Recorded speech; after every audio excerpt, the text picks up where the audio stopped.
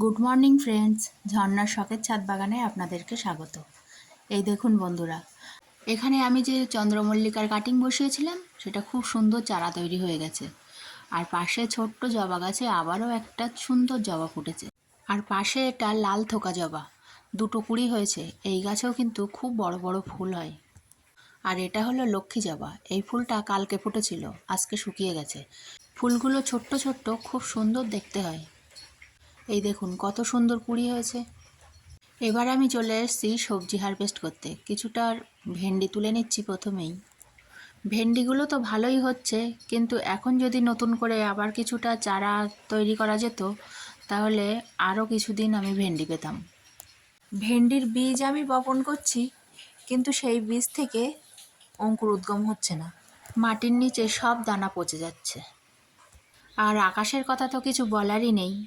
এই ভিডিওটা করার সময় কিন্তু আকাশটা ভালোই ছিল।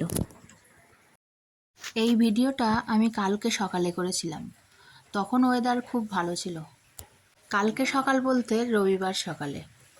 আর রবিবার বিকাল থেকে আবার বৃষ্টি শুরু, বৃষ্টির সঙ্গে সঙ্গে আবার ঝড়ও হচ্ছে। আর আজকে সোমবার সকালে আমি ভয়েস দিচ্ছি, বৃষ্টি কিন্তু অনবরত হয়েই চলেছে। আর কথা বলতে বলতে এদিকে দেখুন আমি একটা ভুট্টা তুলে নিলাম। ভুট্টাটা আপনাদের সামনেই ছাড়িয়ে দেখব কেমন হয়েছে। ভুট্টাটা কিন্তু আমার তোলার ইচ্ছা ছিল না, শুধু আমার ছেলের বায়নাতে ভুট্টাটা তুললাম। আমি ভেবেছিলাম আরও কয়েকদিন পরে তুলব। ভেতরে ভুট্টার দানা হয়েছে কিনা আমার সন্দেহ আছে। আমি আর আমার ছেলে দুজনাই আশা করে আছি ভেতরে ভুট্টার দানা হয়েছে কিনা দেখার জন্য। কিন্তু ভুট্টাটা আমার আর ছাড়ানোই হচ্ছে না, একের পর এক খোসা ছাড়িয়েই যাচ্ছি। অবশেষে এবার ভুট্টার দানার দেখা মিলল। আমরা তো দুজনেই খুব খুশি।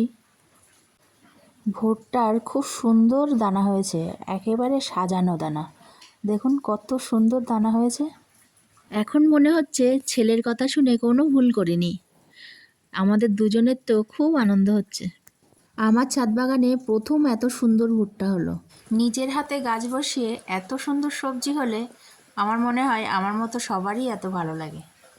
আর এদিকে দেখুন বন্ধুরা, আমি যে স্থলপদ্মের কাটিং বসিয়েছিলাম সেখান থেকে খুব সুন্দর চারা তৈরি হয়ে গেছে। আর আমার লঙ্কা গাছগুলো সব ফুলে ফলে ভরে আছে যেন। এই দেখুন কুল লঙ্কা এটা। এবছর আমার ছাদ বাগানে খুব সুন্দর লঙ্কা হচ্ছে। এদিকে দেখুন একটা আকাশমুখী সরু লঙ্কা। আর এটাও সরু লঙ্কা, কিন্তু আকাশের দিকে ফেরানো না, এটা নিচের দিকে ফেরানো। আর এটা দেখুন কালো লঙ্কা, খুব সুন্দর হয়েছে। সব গাছে খুব সুন্দর লঙ্কা হয়েছে। আর এটাকে আমাদের এখানে বুলেট লঙ্কা বলে। এই গাছটাতেও প্রচুর লঙ্কা হয়েছে। তা আমি কিছুটা লঙ্কা তুলে নিচ্ছি। এই দেখুন প্রায় 1 থেকে 150 গ্রাম লঙ্কা তুলে নিয়েছি। আর এখানে একটা বড় ডাঁটা শাক গাছ, ওই গাছটাও আমি তুলে নিলাম। মাটি তো ভিজে, প্রচুর মাটি উঠে আসছে গোড়ার সঙ্গে। আর এই ডাঁটা গাছটা দেখুন এত বড় হয়েছে যে একসঙ্গে খাওয়া যাবে না, তো আমি এর থেকে ডাল কেটে নিচ্ছি। যতটা আমার লাগবে আমি ততটাই তুলে নিলাম, আর পুরো গাছটা তুললাম না, ওটা থাক, আবার আরেকদিন খাওয়া যাবে। আর এই গাছ থেকে একটা লেবু তুলে নিলাম। চলুন এবার রান্নাঘরে গিয়ে ভুট্টাটাকে পুড়িয়ে রেডি করে ছেলেকে একটু ঠান্ডা করি। ভুট্টাটাকে একটু আগুনে সেঁকে নিয়ে লেবু আর লঙ্কা মাখিয়ে নিলাম। ভুট্টার দানাগুলো এত সুন্দর নরম ছিল, খেতে দুর্দান্ত লেগেছে। আর খুব মিষ্টিও ছিল। যেহেতু ভুট্টাটা তুলে এনেই খাওয়া হয়েছে, খেতে কিন্তু সত্যিই দুর্দান্ত লাগছিল। ছাদে এখনও 4-5টা ভুট্টা আছে, ভাবছি ওই ভুট্টাগুলো সব একসঙ্গে তুলব, তাহলে সবাই মিলে একসঙ্গে খাওয়া যাবে। ভিডিওটার একেবারে শেষের দিকে চলে এসেছি বন্ধুরা। আমার এই ভিডিওটা যদি আপনাদের ভালো লাগে তাহলে লাইক, কমেন্ট, শেয়ার, সাবস্ক্রাইব করে আমার পাশে থাকবেন। টাটা।